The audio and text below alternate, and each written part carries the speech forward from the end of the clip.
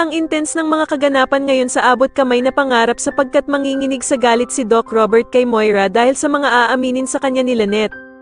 Dito nga ay sasabihin ni Lynette kay Doc Robert na tauhan ni Moira ang mga nanakit sa kanya dahil narinig niya ito sa pag-uusap nila.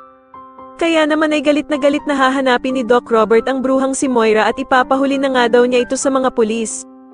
Samantala ay tuluyan ngang sinaktan ni Dax si Lynette at dito nga ay magmamakaawa si Lynette sa kanya na sana daw ay palayain na siya nito.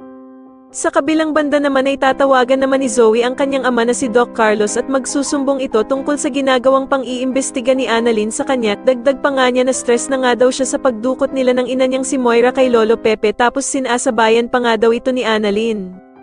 Magagalit naman si Doc Carlos kay Annalyn dahil sa mga narinig niya at hindi niya nga matitiis ang anak niyang si Zoe at sasabihin niyang siya na ang baalang gumawa ng paraan para mapigilan si Annalyn sa mga plano nito.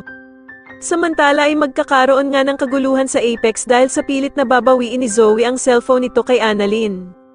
Pero magmamatigas naman si Annalyn at hindi niya nga ibibigay ang cellphone ni Zoe dahil sabistado na daw niya ito.